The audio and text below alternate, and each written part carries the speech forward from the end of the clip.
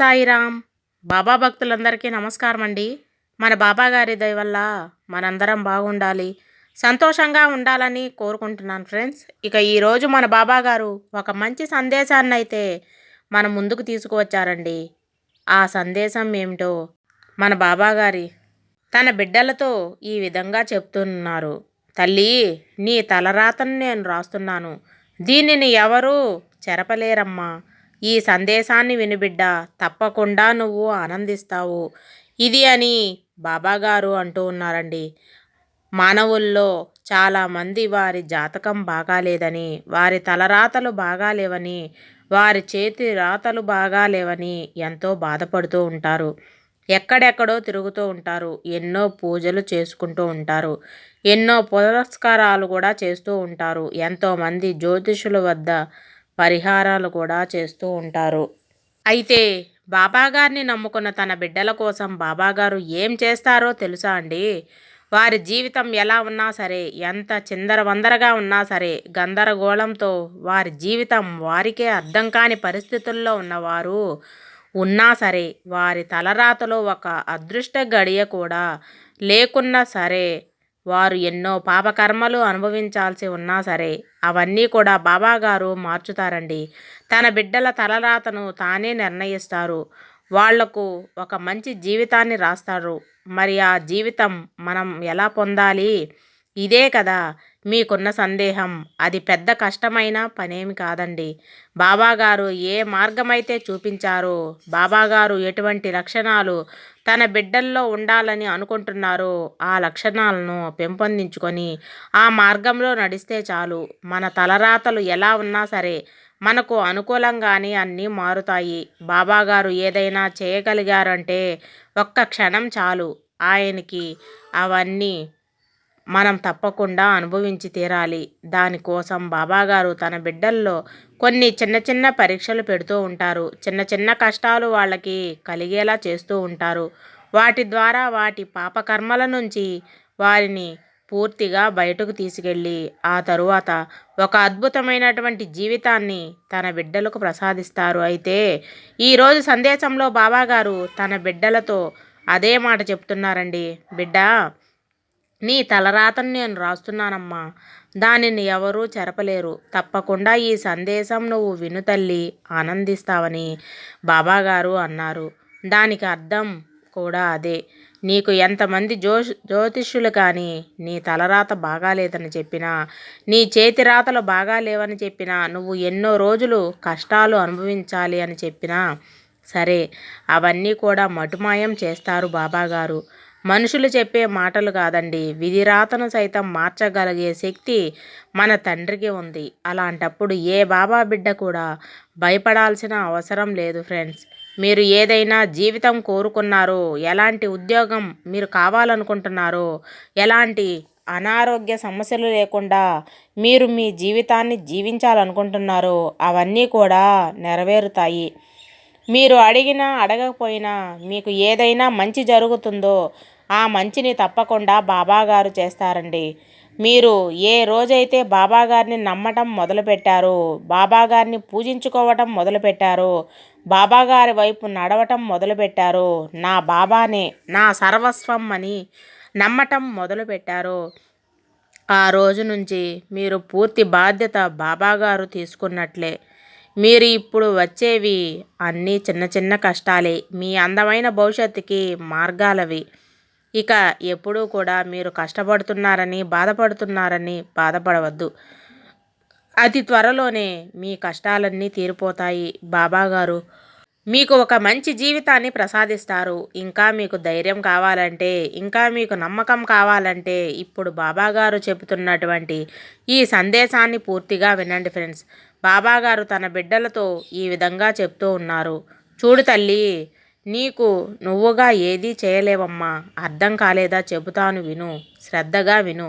నువ్వు నీ జీవితంలో ఏది అనుకున్నా సరే, నీ జీవితంలో ఏది జరిగినా సరే, అది మంచి అయినా చెడైనా కష్టమైనా సుఖమైనా అవన్నీ నేను రాసినవే బిడ్డ. మరి నువ్వు ఎందుకు చిన్నదానికే దిగులుగా కూర్చుంటున్నావమ్మా? బాబా నా జీవితంలో ఎప్పుడు ఏం జరుగుతుందో, దీనికి ముగింపు ఏంటి తండ్రి అని నువ్వు నన్ను అడుగుతూ ఉన్నావు కదా.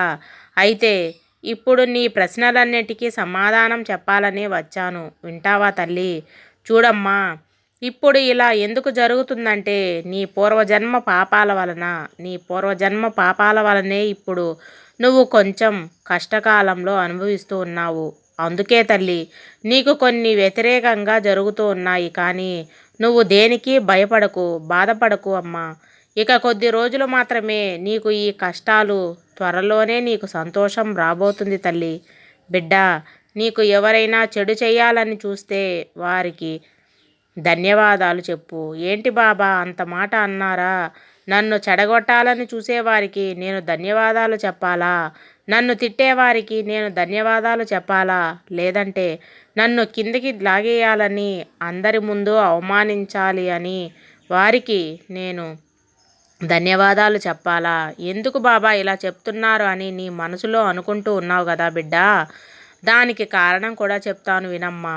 వారు నిన్ను చూసేటువంటి ఆ చిన్న చూపుల వలన, వారు నీ గురించి ఆలోచించేటువంటి ఆ చెడు ఆలోచనల వలన వారు నీకు చేస్తున్నారు అంటే దాని అర్థం ఏమిటో తెలుసా? నీ పాపకర్మలను వారు తీసుకుంటున్నారు అని అర్థం. అయితే బాబా, నా జీవితంలో సంతోషం లేదా అని అంటున్నావు కదా. అలా ఎప్పుడూ అనుకోకు. నువ్వు సాయి బిడ్డవి తల్లి. నువ్వు నా ప్రియమైన బిడ్డవి. కష్టాలు రాసిన నేను సంతోషకరమైన రోజులు రాయకుండా ఉంటానా? ఒక్కసారి ఆలోచించు. కష్టాల తరువాత వచ్చే సంతోషం నీకు ఎంతో ఆనందాన్ని ఇస్తుందమ్మా. ఆ ఆనందం నీ కష్టాలచే మరిపిస్తుంది. ఇన్ని రోజులు నువ్వు అనుభవించిన కష్టాలు ఏవీ కూడా ఇక నీకు గుర్తుకు రావు. నీ భవిష్యత్తులో ఏమీ జరగబోతుందో చెబుతాను, శ్రద్ధగా విను. దేవుడు నీ చేతిలో పెట్టిన దాన్ని నీ చుట్టూ ఉన్నవారు లాగేయాలని చూస్తున్నారు బిడ్డ. అవన్నీ నేను గమనిస్తూ ఉన్నాను. కానీ నీ కర్మ దోషాలు తొలగనిదే నేను ఏమీ చేయలేనమ్మా. ఎందుకంటే కర్మలు ఎవరైనా అనుభవించాల్సిందే. అది ఆ భగవంతునికే తప్పలేదు. చూడు బిడ్డ, ఆ కర్మదోషాలు తొలగేంత వరకే కొంచెం ఓపికగా ఉండు. నేను అందరినీ శ్రద్ధ సబూరితో ఉండమని చెబుతూ ఉంటాను. కొందరు మాత్రమే వాటిని పాటిస్తున్నారు తల్లి. మరికొందరు అది తప్పు అని తెలిసి కూడా అదే దారిలో నడుస్తూ ఉన్నారు. వారి వారి కర్మలను వారే కొని తెచ్చుకుంటున్నారు. నా బిడ్డవైన నువ్వు నీ జీవితం అంతా నేను చెప్పిన దారిలోనే నడుస్తున్నావని ఆశిస్తున్నానమ్మా. అలానే నడుస్తున్నానని నాకు మాట ఇవ్వు. ఇప్పుడు నీ మనసులో ఒక సందేహం మొదలైంది కదా తల్లి. బాబా మంచివారికే ఎందుకు కష్టాలు అని నీ మనసులో అనుకుంటూ ఉన్నావు. నిజమేనా? అయితే బిడ్డ, అది విధిరాతని పెట్టే పరీక్ష తల్లి.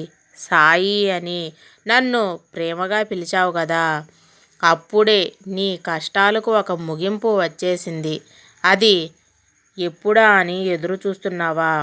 ఇదిగో తల్లి, ఇప్పుడే. నువ్వు నా మాటలు వింటున్నావు కదా, ఇక నీ కోరికలు తీరినట్టే.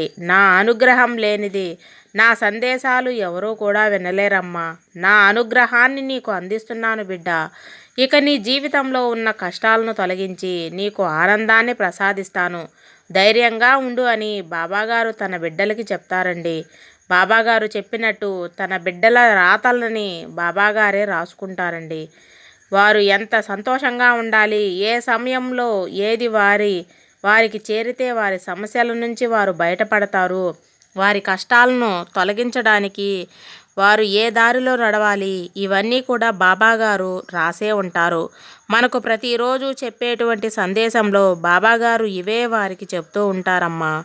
నువ్వు ఈ మార్గంలో నడుస్తూ ఉన్నావు, ఇది తప్పు తల్లి, ఇటువైపురా, నీ మార్గాన్ని కొంచెం మార్చి నడువు బిడ్డ అని కొంతమందికి చెబుతూ ఉంటారు. ఇవి ఎవరైతే ఆ మార్గంలో నడుస్తూ ఉన్నారో వారికి ఖచ్చితంగా తెలుస్తుందండి. బాబాగారు నా కోసమే ఈ సందేశం చెప్పారండి. అప్పుడు వెంటనే వారి మార్గాన్ని వారు మార్చుకోవాలి. వారి ఆలోచన ధోరణిని వారు మార్చుకోగలుగుతారు.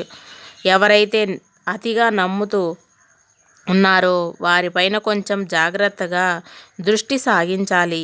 ఈ విధంగా బాబాగారు తన బిడ్డలను అనుక్షణం రక్షించుకోవాలని ప్రయత్నిస్తూ ఉంటారు. కానీ మనం బాబాగారి ప్రేమకి పాత్రులం అవ్వాలని, లేదంటే బాబాగారి ఆశీస్సులు మనపై ఉండాలన్నా సరే మనం ఆ తండ్రి మార్గంలో నడుస్తున్నామా లేవా అన్నదే ముఖ్యమండి. ఈరోజు బాబాగారు చెబుతూ ఉన్నారు, తల్లి నేను ప్రతి ఒక్కరికి శ్రద్ధ సబూరితో ఉండమ్మా, మీకు రావాల్సిన మంచి కాలం నేను తీసుకొస్తాను చెబుతూనే ఉన్నాను. కానీ ఎంతమంది అలా ఉన్నారు? కొంతమంది మాత్రమే ఆ దారిలో నడుస్తున్నారు, శ్రద్ధ సబూరితో ఉంటున్నారు, నాపై నమ్మకంతో ఉంటున్నారు. వారి పాపకర్మలను తొలగించడానికి కొంత సమయం పడుతుందమ్మా. వారి పాపాల తీవ్రత కారణంగా వారి పాపాలు తొలగడానికి కొంత సమయం పడుతుంది. ఆ సమయం వరకు వేచి చూడాలి కదా. అలా వేచిన వారు ఎప్పుడూ కూడా చెడిపోలేదు తల్లి. వారు అనుకున్నది అన్నీ సాధించారు అని బాబాగారు ఈ విధంగా తన బిడ్డలకు చెప్తారు. నిజమే కదండి. మనం ఏదైనా కోరిక కోరుకున్నప్పుడు బాబాగారు తీరుస్తారనే నమ్మకం ఉంటేనే మనం ఆ కోరికను బాబాగారి ముందు ఉంచుతాం.